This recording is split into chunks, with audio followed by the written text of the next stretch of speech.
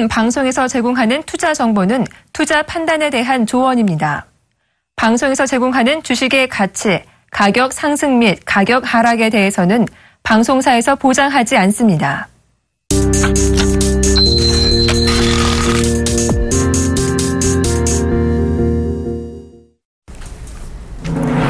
네, 2부로 다시 왔습니다. 출발 증시와이드의 최인나입니다. 어제 양시장 널뛰기 롤러코스터 장세를 보였죠. 우와, 이렇게까지 밀려? 하다가 이렇게까지 다시 올랐어? 이런 생각이 동시에 드는 그런 날이었습니다.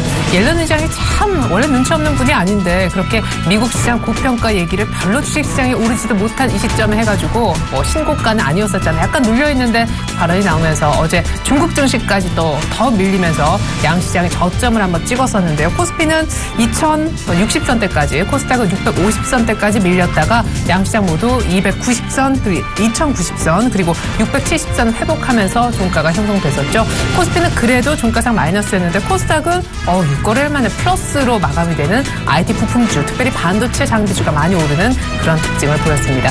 근데 오늘 그 오후장의 힘이 그대로 이어지는 연장선을 보게 되지 않을까 개인적으로는 바람이 있는데요. 왜냐하면 미국의 주간 신규 실업수당 청구 건수가 지난주처럼 약간 늘어났지만 여전히 좋은 국면이 이어지고 있기 때문입니다. 절대적인 수치는 실업자 수가 15년 내 가장 낮은 그 정도 국면을 이어가고 있는 중인데요. 때문에 오늘 밤에 미국의 노동부가 발표할 고용 보고서에 대한 기대감도 큽니다.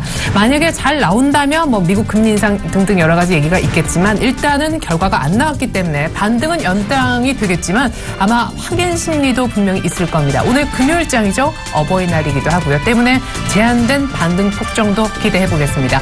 잠시 후 저는 시가 들고 다시 오겠습니다. 출발 증시와이드 2부입니다.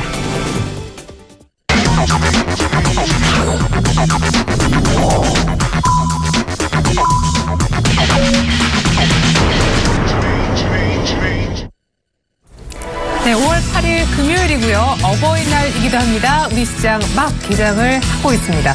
오늘 장중에요. 오늘 밤에 미국의 4월 고용보고서 결과도 확인을 해야 되겠지만 중국의 4월달 무역 수지, 수출입 또한 발표가 되니까 이것 또한 잘 반등하다가 덜커덕 변곡점이 될 수도 있다는 점 한번 인지를 하시고 시장하시면 좋을 것 같습니다. 어제 환율도 10원 이상 급등했었었죠. 옐런 발언 때문에 이벤트성일 수도 있는데 모르겠습니다. 오늘 밤에 미국 고용시장 잘 나오면 달러 약세가 끝날 수도 있으니까요. 오늘 출발 상황 도움 말씀 주시고자 두 분이 나와주셨습니다.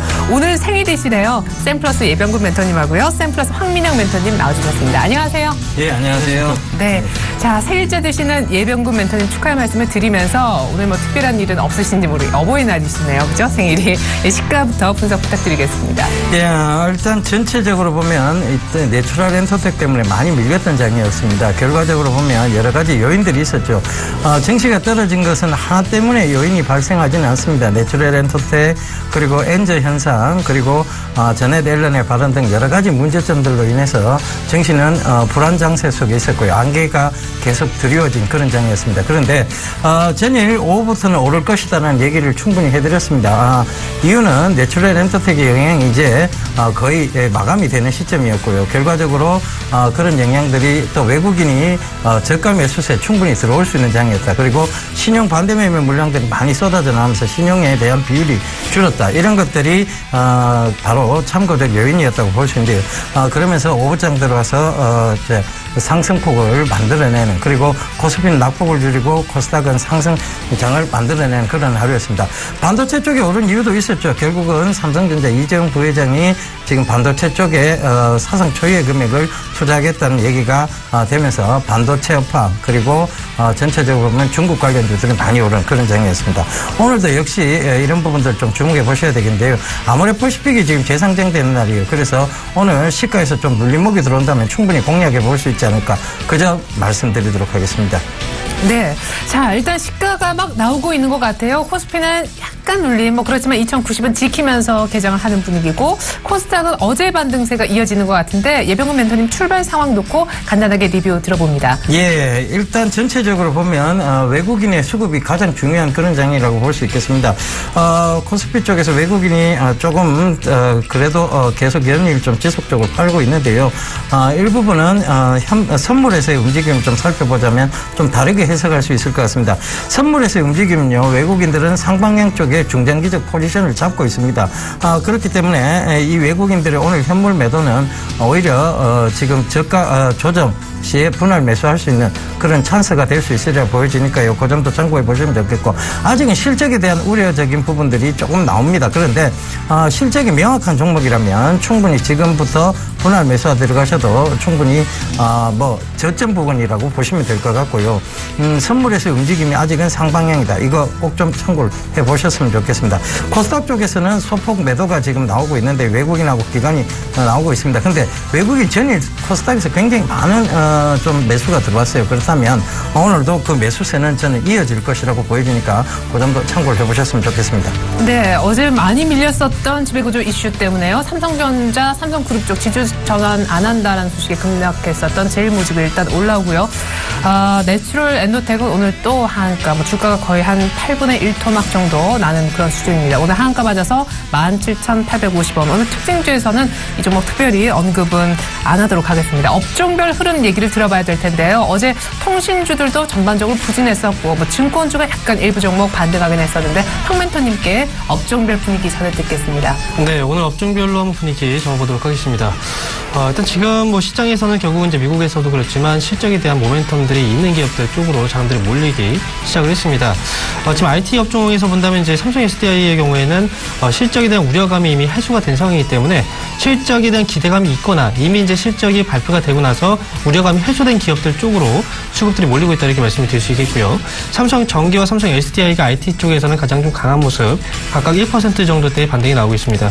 그리고 철강 업종의 경우에는 최근 들어서 이제 저가 매수라는 관점에서 국제 철강석 가격 자체가 이제 많이 떨어지기 때문에 그래서 철강 업체들이 이제 좀 많이 올라왔던 그런 분위기가 연출이 있었는데 오늘 같은 경우에 포스코하고 현대제철, 세아베스트까지 해서 전반적으로 하락 분위기가 조정 분위기가 나타나고 있는 상황입니다.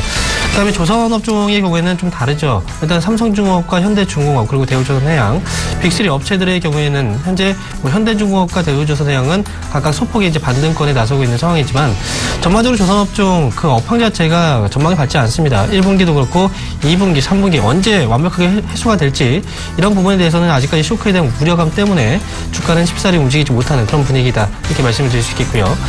자동차 쪽으로 넘어가게 된다면 오늘은 이제 쌍용차, 최근에 쌍용차의 주가 흐름이 좀 탄력적으로 움직이고 있는데 티볼리에 대한 어떤 기대감들이 실질적인 판매로 이어지기 시작을 하면서 쌍용차 쪽에 대한 기대감이 좀 형성이 되고 있다 이렇게 말씀을 드릴 수 있겠고요. 자동차 업종 중에서는 이제 탑픽 종목으로 기아차를 꼽아드렸는데 오늘 기아차는 0.19% 소폭 강세 분위기로 지금 이끌어가고 있습니다. 다음에 이제 기계업종에서 본다면 LS산전하고 두산 인프라커가 소폭 반등에 나서고 있고요.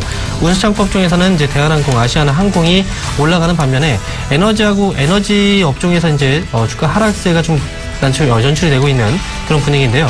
어제 같은 경우에는 이제 WTI가 3%대 이제 하락세가 나타났기 때문에 지금 운수 창고 쪽에서는 항공업종 같은 경우에는 반등이 나오고 있긴 하지만 에너지 업종의 경우에는 반대로 지금 하락세가 연출이 되고 있다 이렇게 판단을 해볼 수가 있습니다.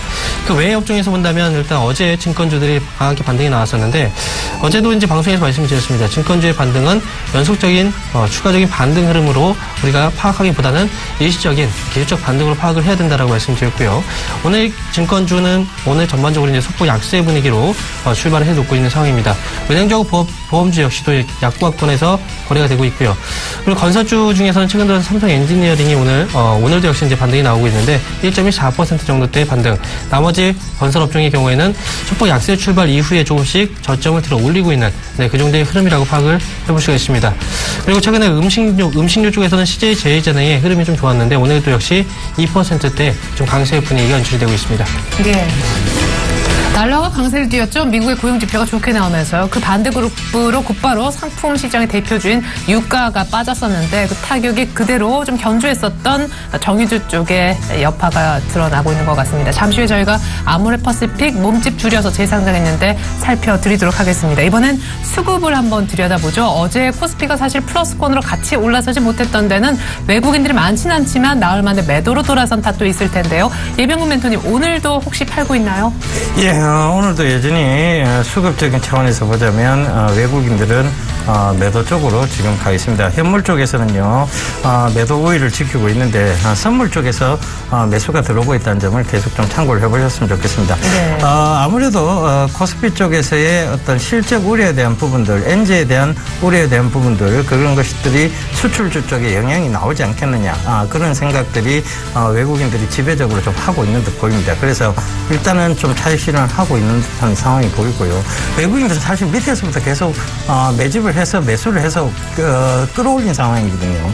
그래서 지금 판다고 해서 그들이 손해는 아닙니다. 그래서 그런 부분들이 아마 외국인들의 매도세가 좀 이어지고 있는 부분 아닌가 그렇게 보여지는데요. 결국은 실적주 위주로서의 접근, 그런 쪽으로 보셔야 될 것 같다. 그리고 모멘텀 위주로서의 접근을 보셔야 될 것 같다라고 좀 말씀을 드리도록 하겠습니다.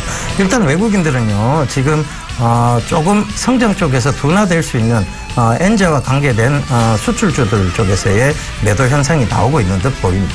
예. 자, 이렇게 해서 저희가 오늘도 팔고 있는 외국인이다 얘기를 한번 들어봤습니다. 시작한 지 한 10분 정도 만에 260억 이상 현물순 매도, 선물 쪽은 약간 사고 있습니다.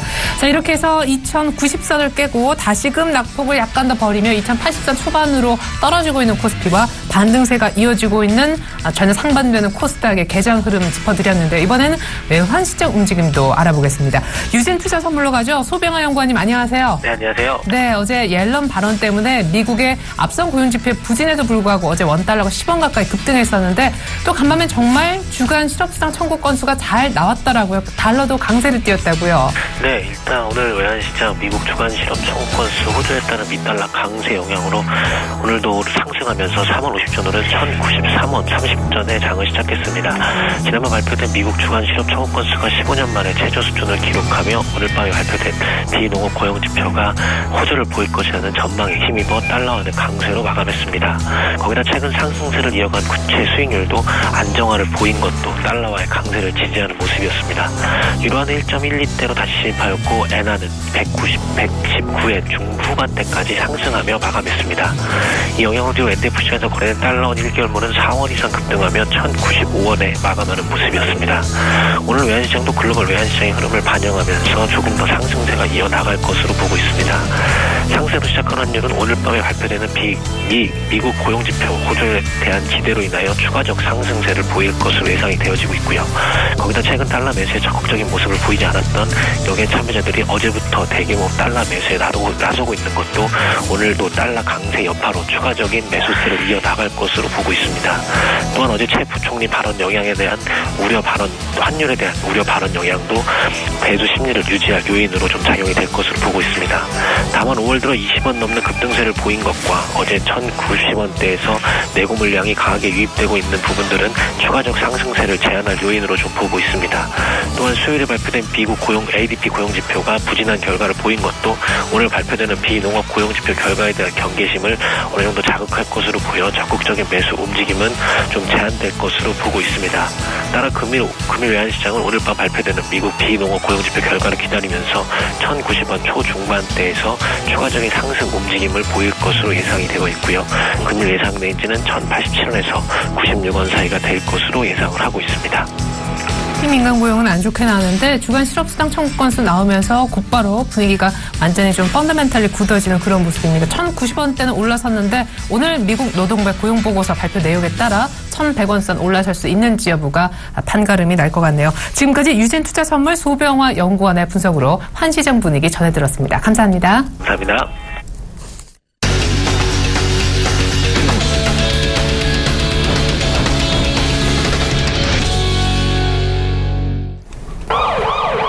네, 5월 8일 금요일 어버이날 지금 장이 계속 진행이 되고 있는데요. 특징주 돌발 종목 첫 번째 종목은요. 약속드린 대로 아모레 퍼시픽 알아보도록 하겠습니다.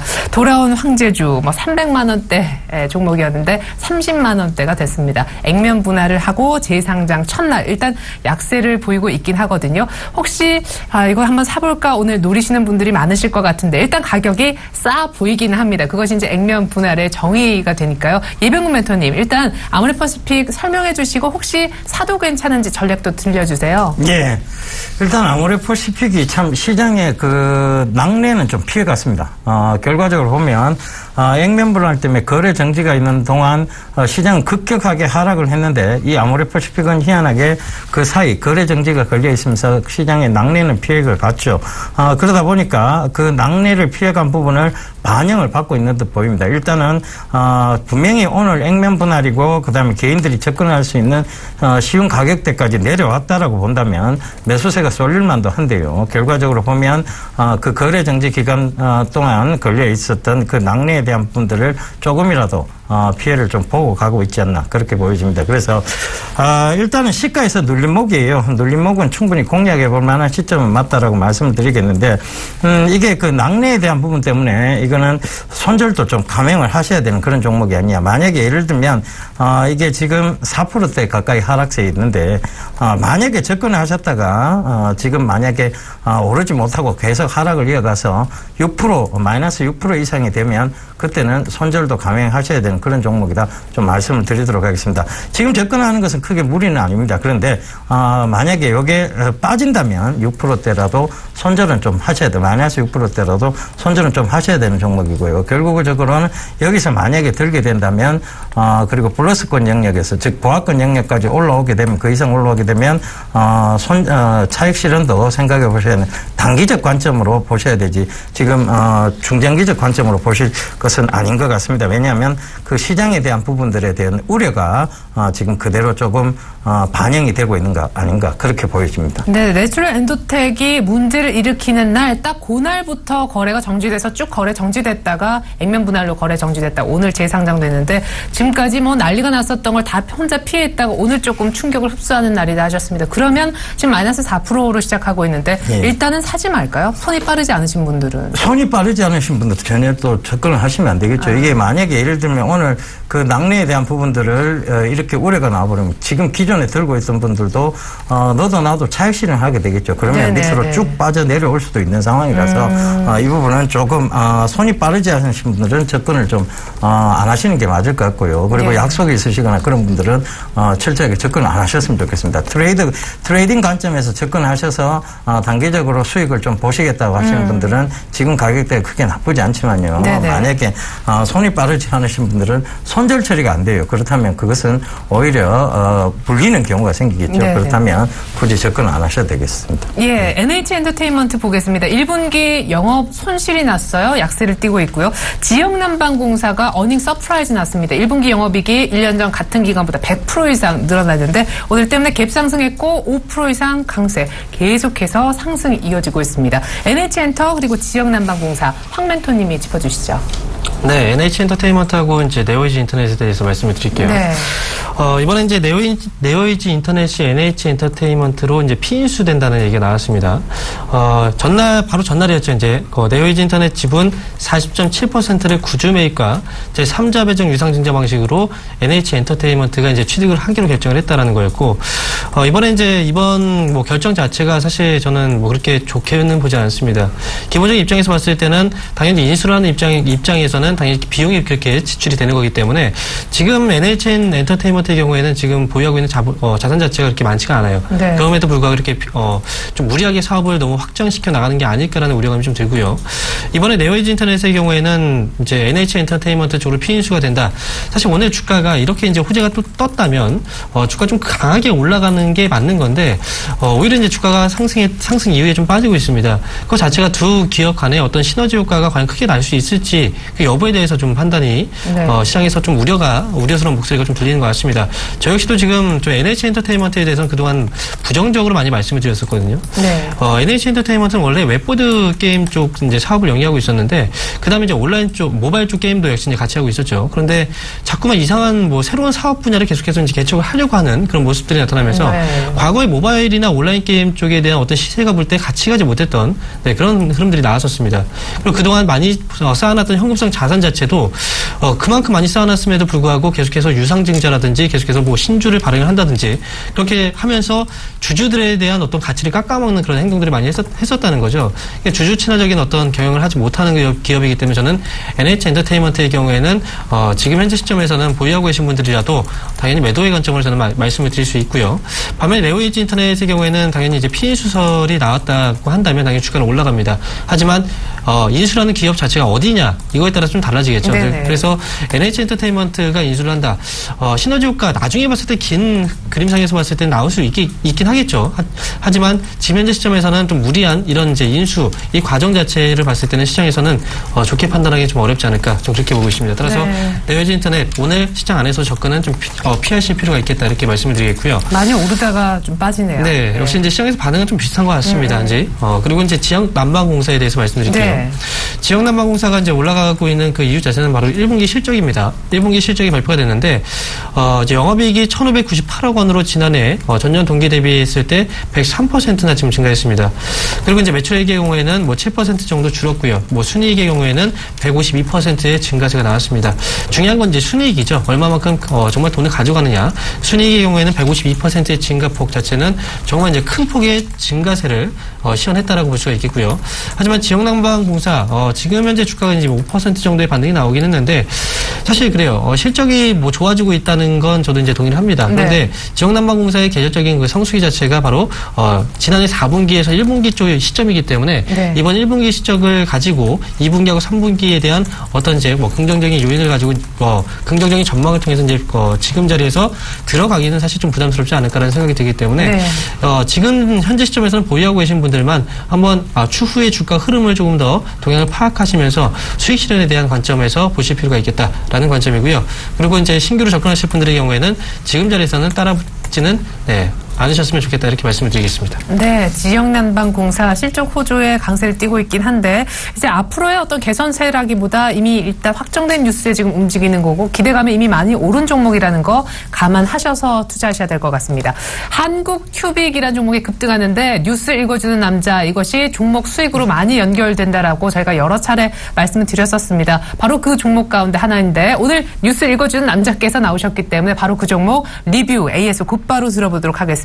그리고 NS쇼핑이 사흘 만에 반등하는데 백수 관련해서 뭐 판매 비중이 전체 비중이 얼마 안 되는데 너무 과도하게 빠졌다 분석 속에 반발 매수세에 유입되는 것 같습니다. 이 멘토님 축하드려요. 역시 뉴스 읽어주는 남자 다르네요. 한국큐빅부터 살펴주시죠. 예, 한국큐빅에 대해서는 신문남에서도 말씀을 드렸고요. 수익을 말하다에서도 여러분들께 말씀을 드렸었습니다. 결국은 갤럭시 S6나 그다음에 지금 샤오미에서 나오는 듀얼 엣지 폰이라든가 이런 것들이 전부 다 공면이에요. 그런데 이게 플렉서블 디스플레이 쪽이 더 강할 수 있느냐 아니면 다른 부분이 강할 수 있느냐에 대한 부분에서 제가 말씀을 드렸는데요. 결국은 플렉서블 디스플레이는 경쟁업체가 굉장히 많다. 그렇다는 것은 그들이 서로 치킨 게임이 될 수가 있지만 공면 표면 처리 강한 기술 쪽은 이 회사가 유일하다라는 얘기를 드렸었습니다. 그래서 그 한국큐빅이 최근까지 굉장히 강한 모습을 보면서 이 약세장에서도 계속 신고가를 기록하면서 올라오고 있었거든요. 드디어 전일 이제 신고가를 갱신을 했고 오늘도 금일 급등세가 나오면서 이제 4,000원대 이상을 훨씬 뛰어넘는 모습입니다. 최초 말씀드렸던 구간대가요 3,000원 이하였어요. 그러니까 2,800원, 700원 부근이었는데 그때부터 시작해서 지금 계속해서 조금 가파른 상승세를 이어오고 있다는 점. 결국은 성장성이죠. 이런 성장성들을 꼭 여러분들께서 좀 참고를 해보셔야 될 것 같습니다. 네, 갖고 계신 분들은 쭉 그냥 홀딩해야 되겠죠. 예. 저는 당연하죠. 지금은 익절가를 잘 잡고 이제 신고가를 갱신했기 때문에요. 신고가에 대한 3,700원대 부분을 익절가를 잡고 쭉 들고 가신다면 고수익을 한번 노려볼 만한 종목이다. 그렇게 좀 말씀드리도록 하겠습니다. 네, 뭐 요즘에 시장 뷰도 뭐 탁탁 정확하게 맞추시고 한국큐빅까지 급등세를 예측하셨는데 정확하게 익절가만 잘 잡으면 큰 수익 날 거다 하셨습니다. 우리 뉴스 읽어주는 남자 예병훈 멘토님이 함께 해주고 계신데 잠시 후에 전략도 또 예상 요즘에 너무 잘 맞고 계시니까 여쭤보도록 할게요. 이번엔 이어서 NS쇼핑도 좀 예멘토님이 살펴주시죠. 맞아. 예, 일단은 백수호 사태예요. 결과적으로 보면 이 백수호 사태가 굉장히 좀 홈쇼핑 관련주들 NS 홈쇼핑이나 다른 이제 기타 여러 종목군 그리고 CJ 오쇼핑 뭐 현대 홈쇼핑 이런 쪽에 영향을 미친 것은 사실입니다. 오늘 바로 이제 결과가 발표가 나왔죠. 결국은 홈쇼핑에서 전량 배상해 주기로 결정을 했습니다. 그래서 전량 배상해 준다는 그 차원에서 결과가 나오면서 오히려 이런 안개들 그러니까 홈쇼핑 사태가 되어질 수 있느냐에 대한 그 안개적인 부분에서 안개가 좀 거치는 불확실성이 확실성으로 바뀌는 부분으로 변해버렸죠. 그렇다는 것은 지금까지 과도하게 나왔던 언더슈팅에 대한 보상 매수세, 즉 반발 매수세가 유입되리라고 보여주시면 될 것 같아요. 그래서 그것이 설사 반발 매수세가 이어진다고 한들 홈쇼핑의 피해는 분명히 가게 되어 있습니다. 그렇다는 것은 지금의 반등이 지속적인 상승으로 바뀌느냐에 대한 부분에서는 아니라는 결론을 내리시면 되고요. 일단은 기술적 반등 차원이다라고 보시면 될 것 같아요. 그래서 그 부분 참고해 보신다면 지금 굳이 매수를 하시는 것보다는 차라리 다른 종목군에서 해답을 찾으신 게 맞지 않나 보고요. 그리고 기존에 보유하셨던 분들은 반등을 이용해서 즉 손실을 좀 줄이는 차원에서 일단은 조금 빠져나오시는 전략, 그러니까 분할이라도 조금 빠져나오시는 전략 말씀드리도록 하겠습니다. 예, 말씀해 주신 대로 오늘 홈쇼핑이 가짜 백소 제품 환불안에 대해서 오늘 확실하게 어떤 기준에 뭐 언제 사서 뭐 뜯었냐 안 뜯었냐 개봉 여부에 따라 조금 달라지는데 오늘 확실한 환불안을 발표할 예정이라고 하니까 백소 구입해서 이거 먹기도 좀 찝찝해 하시는 분들은 계속해서 뉴스 좀 살펴보시면 도움될 것 같습니다. 이번엔 파라다이스를 볼게요. 사실 파라다이스로 단기적으로 저희가 수익을 이두코멘토님께서 내주시기도 했었던 그런 종목인데 최근에 실적 개선 얘기가 나오면서 확실하게 다시 주가가 힘을 얻는 듯한 모습입니다.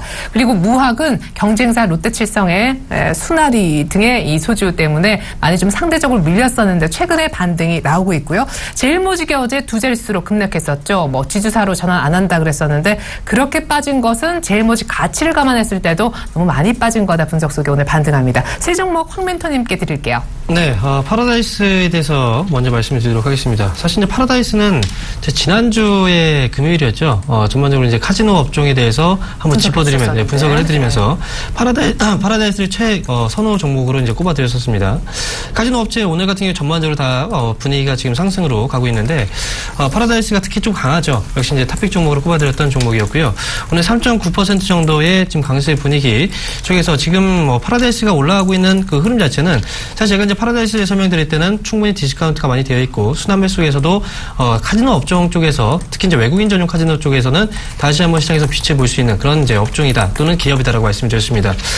지금 파라다이스가 특히 이제 주목받고 있는 이유는요. 이제 확장에 대한 이제 모멘텀인데요. 2월 같은 경우에 인천 쪽 그리고 이제 상반기에 워커힐 카지노 그리고 연내 같은 경우에 제주도 그랜드 카지노 이런 이제 계속해서 확장과 증설에 대한 모멘텀이 남아있기 때문에 꾸준하게 이제 시장에서 재료가 노출될 수 있는 그리고 충분히 디스카운트가 이루어져 있는 파라다이스 쪽으로 지금 시세가 많이 몰리고 있는 그런 상황입니다. 제가 추천드리고 나서 이제 뭐 주가가 한번 눌림목 나왔다가 지금 다시 반등이 나오고 있는 그런 과정인데 현재 구간대에서는 만약에 매수 관점에서 보신다. 충분히 매수 쪽은 가능하고요. 단기적인 관점에서라기보다는 저는 중기적인 관점에서 제가 이전에 제시해드렸던 목표가대로 이제 끌고 가시는 전략들로 계속 가져가신다면 좋은 결과 나올 수 있다 이렇게 말씀을 드릴 수 있겠습니다. 목표가를 아직 듣지 못하신 분들께 그래도 다시 한번. 일단 지금 이제 그 당시의 목표가보다는 지금 현재 시점에서 35,000원 정도 자리가 중기적인 목표가가 좀 될 것 같아요. 네. 제가 이제 뭐 35,000원 이상까지 저희가 말씀드렸는데 현재 시점에서 35,000원 정도를 보시고 끌고 가신 전략으로 말씀을 드리도록 하겠습니다. 네, 35,000원. 자, 그리고 지금 두 번째 종목이죠. 무학. 무학이라는 기업이 있는데요. 이 무학이라는 기업은 이제 소주 주정 쪽 사업을 무학이라는 기업 자체가 이제 소주 사업을 하고 있는 그런 업체라는 거 다들 이제 아실 거라고 이제 생각이 들고요. 네. 그동안 주가가 이제 하락했던 건 경쟁사였죠. 경쟁사 쪽에서 이제 처음처럼 수나리라는 그 신규 제품을 출시하고 나서 시장에서의 어떤 무학 쪽에서의 그 입지가 조금 이제 위축이 되지 않을까 이런 우려감들이 결국은 이제 주가 하락으로 이어졌는데 네. 사실 지금 롯데칠성 같은 경우에는 지금 주가가 최근 들어서 많이 올라갔습니다. 네. 특히 이제 롯데칠성의 경우에는 가장 중요한 모멘텀은 또 맥주 쪽이었죠. 네, 클라우드랑 맥주. 저도 바로 어제 자기 전에 한번 한 잔 마시고 잤는데 안 됩니다. 네, 정말 맛있더라고요. 그래서 무학 같은 경우에는 사실 뭐 소주 관련 업체들의 경우에는 뭐 입맛이 뭐 바뀔 수도 있겠습니다만 기존의 그 입맛을 사실 버리긴 좀 어려워요. 그래서 이런 우려감 자체가 실질적으로 매출이 둔화로 이어지기까지는 시간적인 어떤 과정이 필요하기 때문에 실질적으로 실적이 저하되거나 이런 부분들이 확실하게 밝혀지기 전까지는 어느 정도 수준 안에서는 무학에 대한 어떤 이제 매도 심리를 크게 자극하거나 그렇게 하실 필요는 분명히 없을 것 같고요. 네. 현재 시점에는 충분히 한번 디스카운트가 한번 주가 조정이 한번 이루어졌기 때문에 단기적인 관점에서라도 한번 접근은 충분히 가능한 자리다 이렇게 말씀을 드릴 수가 있겠습니다. 그러면 단기 목표가는요? 단기 목표가는 45,000원 정도로 단기적인 관점에서 접근이 가능하다라고 말씀을 드리고요. 그다음에 마지막 종목이죠. 제일모직이 있는데요. 사실 뭐 제일모직 주가가 바로 전날 좀 강하게 밀렸습니다. 이것도 이제 방송에서 한번 말씀드리기도 했었는데 사실 제일모직은 어제 제가 신규로 매수 접근을 하지 말라고 말씀드렸어요. 삼성 쪽에서 이제 지배구조 개편이 이루어지게 될 경우에 가장 위에 놓일 기업이 바로 제일모직이다라고 계속해서 시장에서 언급이 나왔었는데 삼성 쪽에서 지배구조 개편에 대한 속도를 계속해서 뭐 늦추고 있다라는 거죠. 이게 결국 이제 리스크 요인으로 작용을 했지만 중요한 건 제일모직에 대한 기업 가치가 중요하다라고 생각을 하고요. 지금 현재 시점에서는 제일모직 뭐 그런 기대감이 주가를 과거에 한번 올리기도 했었지만 네. 기업의 가치상으로 봤을 때는 지금은 주식을 매도할 자리는 분명히 아닙니다. 단기적인 이슈에 좀 불과하다라고 말씀을 드리겠고요. 다만 이런 이제 한번 악재가 도출됐을 때 시장에서의 그 반응이 중요하겠죠. 네. 이게 투매 심리를 좀 자극하는 또는 이제 과도하게 또는 민감하게 반응할 경우에는 네. 추가 하락 가능성도 분명히 있기 때문에 지금 자리 싸다고 해서 그냥 담을 게 아니고 한 차례 더 지켜보는 관점에서 수급이 다시 한번 들어오는지를 어느 정도 확인을 하시고 그다음에 접근을 하셔도 늦지 않겠다 이렇게 말씀을 그러면 제일모직 신규 매수는 어설픈 신규 매수는 아니고 그러면 매도 자리는? 네, 매도 자리도 분명히 아니고요. 예, 갖고 계신 분들 들고 있고. 네, 예. 보유자의 영역이라고 생각합니다. 보유하고 계신 분들만 지금 앞으로 추후의 주가 흐름을 좀 지켜보실 뿐이지 네. 신규를 지금 접근할 때는 사실 우리가 주식을 사고 나서 손실을 바로 보면 좀 기분이 안 좋죠. 그래서 그렇죠. 그런 확률을 좀 높이기 위해서는 한 번 더 좀 지켜보시는 그런 전략이 필요하다 이렇게 말씀드리겠습니다. 주식 사고 수익 나다가 수익 없어져도 기분 나쁜데 사자마자 마이너스면 정말 기분 안 좋죠. 자, 통신주 봐야 될 것 같아요. 실적이 안 좋아지면서 꺾이기 시작했는데 이 조정이 계속 이어집니다. 심지어 지금 막 코스피가 플러스로 다시금 상승 전환했음에도 불구하고 통신주는 여전히 밀리고 있거든요. 자, 통신주 실적이 안 된다고 하는데 다시금 언제쯤 또 어느 정도의 강도로 올라올 수 있을지 예멘토님이 좀 짚어주셨으면 하고요. 1분기 호실적의 탄탄대로를 보이고 있는 CJ 제일제당 보고요. 알센스도 정말 많이 빠졌습니다. 반반 매수세가 한 이틀 연속 들어오면서 반등이 이어지고 있습니다. 통신주 CJ 제일제당 먼저 예멘토님이 살펴주시죠. 예, 통신 관련주가 좀 낙폭을 키우고 있는데요. 결과적으로 보면 지금 시장의 분위기와 의해서 좀 많이 밀렸죠. 그리고 통신이라는 것이 이제 그다음 이제 영역이라는 것에 대한 확신들이 조금 불확실해졌습니다. 그죠? 그런데 안 갈 수 있겠느냐에 대한 부분을 한번 짚어보자고요. 결과적으로 보면 지금 우리가 쓰고 있는 회선은 IPv4 회선입니다. 그런데 이 IPv4 회선이 결과적으로 지금 많은 웨어러블 기기들과 그다음에 인터넷 연결 기기들, 인터넷 오브 싱즈죠. 결국은 사물 인터넷에 대한 부분들이 확대가 되면서 그리고 대기업들의 가고자 하는 방향이 명확합니다. 그렇다면 이 IPv4 라인만으로는 트래픽 초과 현상이 계속 나올 수 있다는 것이죠. 지금도 여러분들 가끔 인터넷을 접속해 보시면 트래픽 초과 때문에 접속이 안 되는 경우가 없지 않아 있습니다. 그런 부분들이 바로 이제 IPv6 라인의 재구축 이런 부분들로 볼 수 있거든요. 그렇다면 이 통신주는 지금 실적적인 부분이 우려가 나오고는 있습니다만 결국은 향후 실적 성장세적인 측면에서 본다면 조금 더 지속적으로 치고 가야 되는 그런 섹터가 아닌가 보여지고요. 일단 통신 장비 역시 마찬가지입니다. 우리나라의 통신 장비가 굉장히 발달해 있습니다. 그러니까 수출적인 측면에서도 여전히 좀 주목을 해보셔야 되는 거의 장기 성장세를 지니고 있기 때문에 수급이 지금 이쪽에서 조금 빠졌다가 다른 쪽으로 간다고 해서 그걸 버릴 필요는 없다는 게 제 생각이니까요. 그 점도 꼭 좀 참고를 해보셨으면 좋겠습니다. 자, CJ 제일제당에 대해서도 한 말씀 드리도록 하겠습니다. 여러분들이 투자하기 가장 좋은 개인 투자자분들이 시황의 변동성 없이 가장 투자하기 좋은 섹터가 어디냐면 바로 먹거리 시장 쪽이에요. 먹거리 시장은 결과적으로 장기적으로 보면 계속 상승세를 이어왔습니다. CJ 제일제당도요. 역시 마찬가지로 한 번에 변곡이라든가 이런 부분들은 있었지만 장기 성장세를 계속 이어오고 있다는 것이죠. 네. 우리가 안 먹고 살 수는 없잖아요. 그런데 이 먹는 게 계속 가격이 올라가고 있단 말입니다. 기업으로서 당연히 이익에 대한 부분들이 늘어나는 부분이고 순이익적인 부분이 제고되는 부분입니다. 그래서 그런 그런 부분들을 참고해 보신다면 CJ제일제당이나 대상 이런 종목들 먹거리 쪽은요 계속 지속적으로 조금 장기적인 포지션을 끌고 가셔야 되는 그런 종목이다. 단기적인 관점에서 봐야 될 종목은 아니다라고 말씀드리겠고요. 지금 또 조정이 들어온다면 오히려 이런 종목군들은 조금 분할로 매수를 하셔서 중장기적 포지션 스탠스를 잡고 가시는 게 맞다라고 좀 말씀을 드리도록 하겠습니다. 예. 마지막으로 아이센스까지 좀 짚어드리도록 하겠습니다. 아이센스 보시게 되면 최근에 좀 낙폭이 과했죠. 결과적으로 보면 차트를 보면서 좀 얘기를 드리도록 하겠습니다. 차트 보시게 되면요. 지금 많이 좀 낙폭이 과했어요. 그런데 이 부분이에요. 결과적으로 크게 들어 올렸던 부분, 이 부분을 좀 참고를 해보셔야 되겠는데 자, 여기서의 반발 매수세입니다.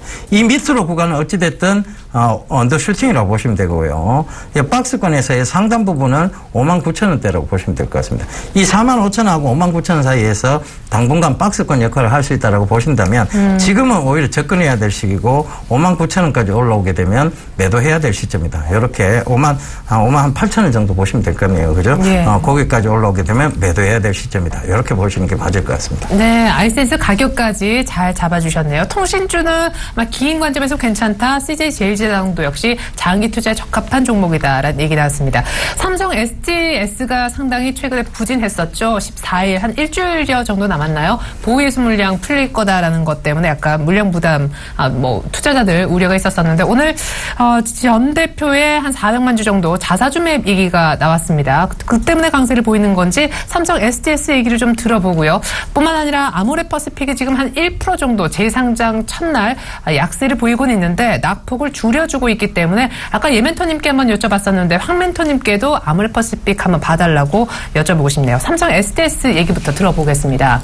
네, 삼성 STS에 대해서 말씀을 먼저 드리도록 하겠습니다. 지금 이제 얘기가 나왔던 주가의 반등으로 얘기가 나왔던 그 내용이 뭐였냐면 전동수 대표이사의 자사주 매입 소식이 나왔습니다. 매입을 할 것이다가 아니고 자사주를 매입을 했다라는 거죠. 네. 그래서 이제 지금 매입 단가 대비했을 때 현재 자리는 좀 높은 가격인데 사실 저는 좀 의문이에요. 네. 지금 삼성 STS를 왜 자사주 매입을 했는지 그 부분에 대해서 이제 말씀을 좀 드려보면 네네. 사실 차트상으로 봤을 때 이게 22만 6천 원 정도가 바닥이라고 생각을 하는 건지 모르겠지만 삼성 STS의 가장 큰 문제점 자체가 바로 뭐냐면 바로 이제 이재용과 이부진 이런 이제 그 삼성그룹과의 일가의 그 지분의 매도가 나올 수 있다. 지분 매도에 대한 그런 이슈인데 이거에 대해서 우리가 좀 고민을 해야 됩니다. 그래서 저는 삼성 STS는 접근은 피해라라고 말씀을 드리겠고요.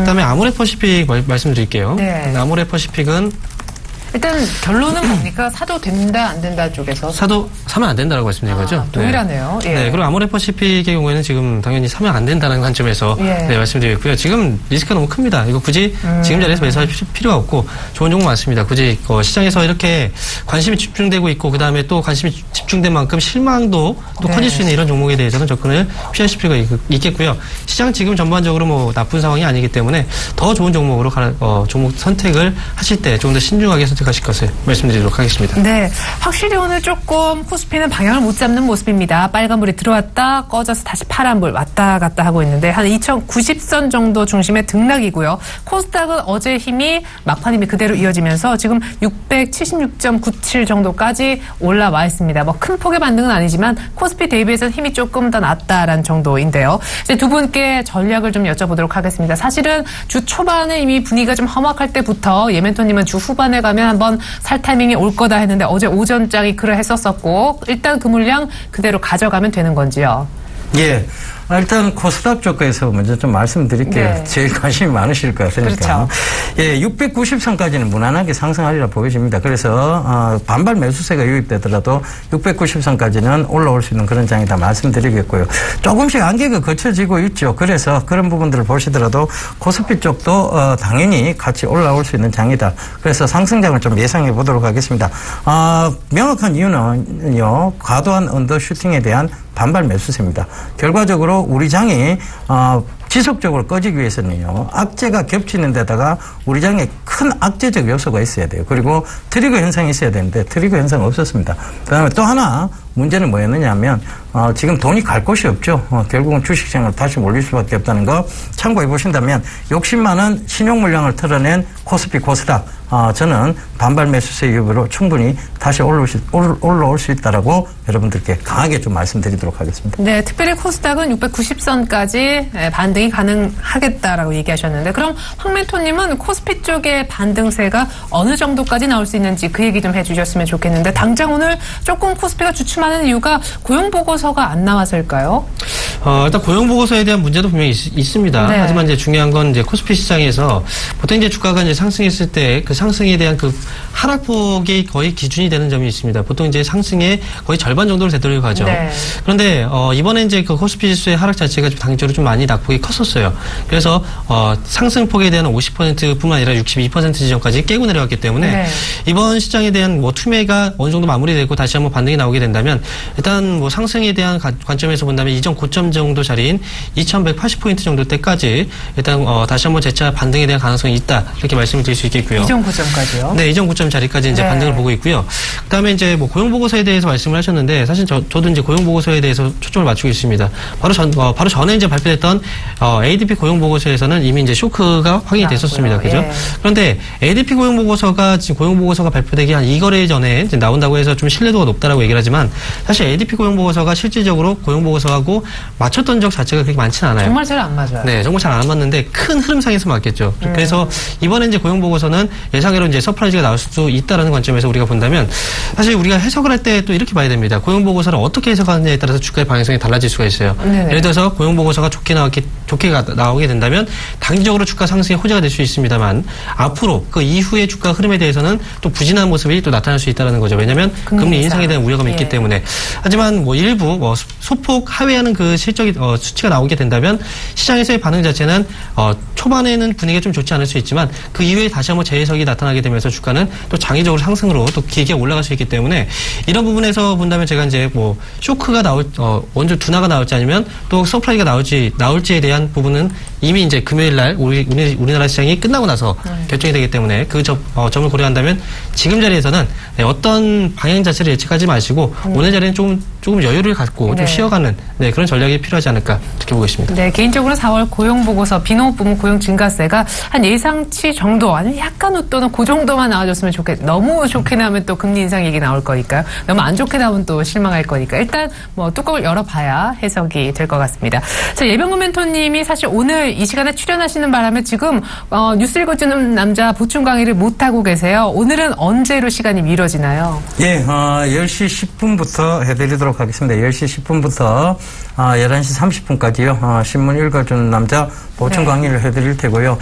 전일도 그 얘기를 드렸습니다. 워렌 버핏의 얘기 저하고 명확한 부분들이 많다. 여러분들이 돈을 버는 투자를 하셔야지 단기적으로 돈을 잃는 투자를 하시면 안 된다는 얘기 드렸으니까요. 오늘도 그 얘기 꼭 좀 들으러 와주셨으면 좋겠습니다. 네, 10시 10분부터 하신다고 하셨습니다. 그리고 황 멘토님도 주말 양일간 모두 다 강연회를 지금 잡고 계신다고요? 네, 이번 주 시장이 어려운 만큼 여러분들에게 많은 도움이 또 필요할 것 같아서 열심히 좀 뛰어다니기로 했습니다. 이번 주 이제 토요일에는 인천지점 동부증권에서 강연회가 있고요. 역시 시간은 2시부터 4시까지입니다. 그리고 일요일 날은 이제 서울에 계신 분들 소외당하시면 안 되겠죠. 그래서 서울에서도 강연회를 진행합니다. 이번에 NH투자증권 목동점에서 2시부터 4시까지 강연회를 진행하니까 자, 이 기회 놓치시면 안 됩니다. 지금 시장에서의 그 변곡점 자리에서 어떤 식으로 투자를 해야 우리가 성공을 가져갈 수 있을지 그 부분에 대해서 확실하게 짚어드리겠습니다. 예, 좋습니다. 시장이 조금 변하고 있고 뭔가 새 판을 짤 것 같은 그런 느낌인데 뭔가 조언이 필요하시다면 또 주말에 시간 내시고 또 시간을 못 내신다면 예멘토님의 공개 방송이라도 들으시면서 좀 조언을 얻으셔야 될 때가 아닌가 싶습니다. 지금까지 도움 말씀 주셨던 두 분, 샘플러스 예병근 멘토, 황민혁 멘토와는 인사 나누겠습니다. 도움 말씀 감사합니다.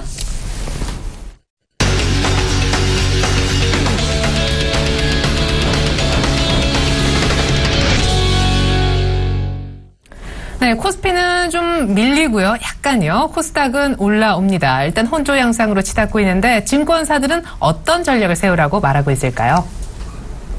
네, 네, 화면으로 종합해봤습니다. 먼저 최희승 차장님은요. 기술적 반등, 저항 구간 만나서 만약 그 저항을 뚫지 못하면 다시 재차 밀릴 것도 염두에 두면서 전략을 세워야 된다 하셨습니다.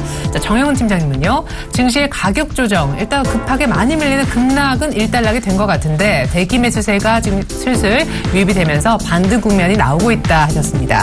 이어서 김현겸 팀장님의 의견, 미국의 고용 동향 발표를 앞두고 눈치 보기 움직임이 예상된다. 지금 그런 움직임이 나오고 있습니다. 코스피 쪽은요. 안상현 대리님은 기술적 분석상 단기적으로 반등 구간이 지금 나오고 있는데 분할 매수를 해서 반등 구간의 수익을 늘려보자라고 전략 주셨네요. 네, 오늘 안상현 대리 연결해서 자세한 얘기 들어보겠습니다. 유진투자증권 석관동 지점에 계시죠? 안녕하세요. 네, 안녕하십니까. 단기적으로 많이 빠진 코스닥에서 분명히 수익이 날 수 있다, 기회가 있다 하셨었는데 역시 코스닥의 단기 반등 추가적으로 나올 거라고 보시는지요? 예, 우선은 그동안에 굉장히 장기 박스권 돌파했던 코스피가 재차 확인된 그 대내 변동성의 여파로 2주일 만에 약 100포인트가량 상승분 반납하면서 2090선까지 밀리는 상황이고요. 현재도 2089포인트에 있고요. 그 다음에 실적 시즌 호조에도 불구하고 좀 지수 레벨에 대한 부담이라든지 그리스의 그 디폴트 리스크 확대라든지 그리고 금리 상승에 따른 그 유동성 위축 우려에 따라서 최근에 투자 심리가 좀 많이 떨어졌다라고 보시면 될 것 같고, 하지만 단기적으로 봤을 때 제가 이번 주에는 계속적으로 분할 매수를 좀 추천했던 이유는 코스닥이라든지 코스피가 지금 21선을 깨고 박스권 하단 부분까지 내려왔기 때문입니다. 그런 부분 때문에 어저께도 코스닥이 그렇게 크게 아침에는 좀 밀렸지만 다시 박스권 하단 부분을 지켜주는 그런 모습을 보였고요. 오늘 코스피 시장도 지금 박스권 하단 부분에서 많이 빠지지 않는 그런 눈치 보는 그런 장세가 이어지고 있고, 코스닥도 지금 어저께 600 지금 박스권 하단 부분 667선인데 그 부분을 지켜주면서 오늘도 좀 상승하는 모습을 보여주기 때문에 단기적으로 분할 매수를 좀 해보시면 좋을 것 같고, 그렇다면은 종목을 어떤 걸 골라야 되겠냐는 거를 조금 생각해 보셔야 될 것 같은데, 저평가주는 계속적으로 추천드리고 있는데 최근에 저평가주라 하면은 PER보다는 PBR 측면에서 좀 접근하는 편이 좀 있는 것 같습니다. 그래서 저평가주는 자산가치주들이 지금 최근에 좀 굉장히 부각을 받는 것 같아서 자산가치주들 좀 보시면 좋을 것 같고, 그 다음에 어저께 다 알려진 내용이지만 삼성 쪽으로 평택에 투자를 하는 거라든지, 그 다음에 낸드가 45단계까지 높여지면서 3D 낸드에 대한 기대감이라든지 이런 쪽 부분 때문에 반도체 장비주 보시면 좋을 것 같고요. 그 다음에 자동차랑 자동차 부품주는 지속적으로 말씀드렸던 거고 지금 추세적으로도 계속 가는 것 같고요. 바이오주가 지금 계속적으로 내추럴 엔더텍 때문인지 좋은 모습을 보여주지는 못하고 있습니다. 하지만 바이오주가 내추럴 엔더텍만 어느 정도 진정이 된다면은 바이오주도 옥석 가리기가 일어날 것이고, 지금 꽤 많이 과대 낙폭됐기 때문에 이쪽 바이오주도 유심 있게 좀 대형주 위주라든지 좀 시장에서 어느 정도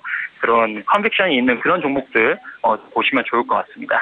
예, 그러면 굳이 속도를 비교한다라고 했을 때 한정된 돈, 한정된 재화잖아요. 코스피 쪽보다는 이미 반등이 막 시작이 되고 있는 코스닥 쪽에서 단기 반등에 따른 수익을 노리는 게 더 나을까요? 예, 우선은 코스피보다는 저는 아직까지 코스닥을 좀 보고는 있는데요. 예. 우선은 오늘도 외국인 기관계가 코스피 쪽은 외국인이 500억, 기관 700억 정도 매도가 나오고 있고, 단기적으로 반등을 해서 강한 모습을 보여주고 있지만 재차 하락하는 그런 모습을 나오고 있기 때문에 코스닥에서 오히려 실적이 되는 그런 종목들을 찾으시는 게 지금 우선 코스닥도 단기적으로 과대 낙폭되어 있기 때문에 오히려 가격 메리트 측면에서는 코스닥이 조금 더 낫다라고 저는 좀 판단이 되고 있습니다. 그래서 코스닥 쪽의 비중을 한 6 정도 두시는 게 낫지 않을까 이렇게 판단합니다. 네, 코스닥의 비중을 조금 더 높이자라고 얘기를 하셨습니다. 실적 대비 저평가된 종목으로 포트를 채워보자 의견은 유지해 주셨네요. 지금까지 안상현 대리님과 함께했습니다. 잘 들었습니다. 감사합니다.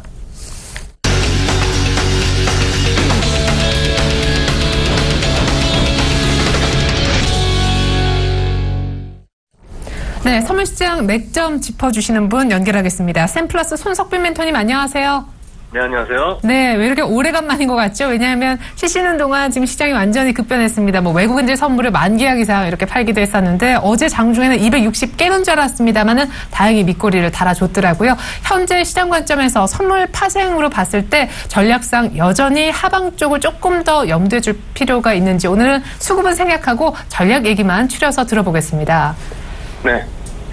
일단 지금 상승 1차 저항선 265에 형성돼 있고 상승 2차 저항선 268, 하단 1차 지지선 260, 하단 2차 지지선 259에 형성되어 있습니다.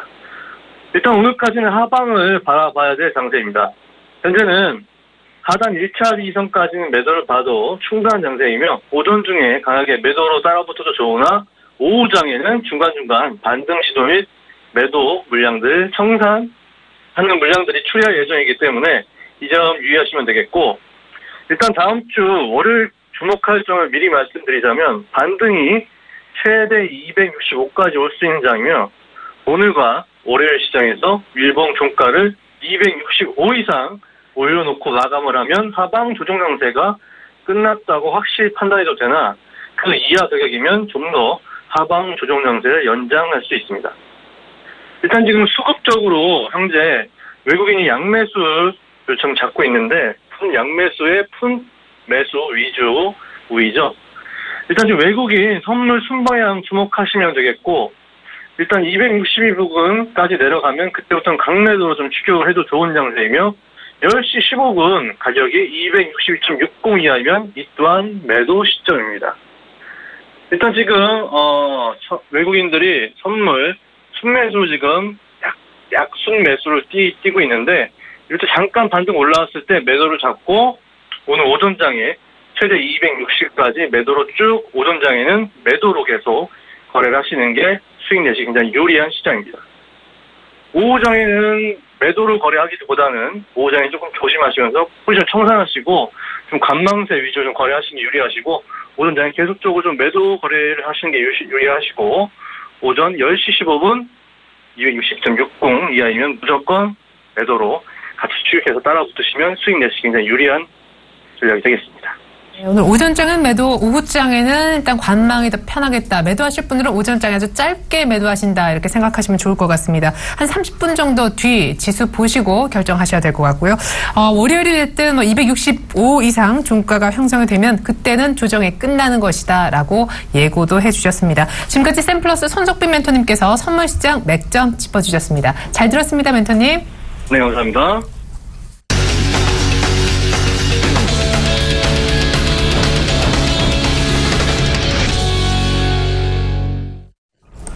네, 예상은 했었는데 코스피는 많이 못 가네요. 그죠? 네, 오늘 밤에 미국의 4월 고용보고서 발표가 있고요. 오늘 장중에 중국의 무역 수지 발표도 4월달 지표로 나올 예정입니다. 코스피는 여전한 개인의 나홀로 순매수 속에 2090을 중심으로 방향을 못 잡고 있고요. 코스닥만 어제 엿새 만에 반등하더니 반등세가 이어집니다. 전문가들은 한 반반 정도로 갈리는 것 같아요. 코스닥에 이미 반등이 시작됐는데 코스닥 쪽이 조금 더 빠르게 수익이 날 수 있는 쪽이라고 말이죠. 참고하시길 바라겠고요. 주말 잘 보내십시오. 저는 미국의 고용지표 결과 들고 다시 올 텐데 11시부터 증시 탑5 시간이 진행됩니다. 오늘은 보험주 특집이에요. 그때 다시 뵙겠습니다. 고맙습니다.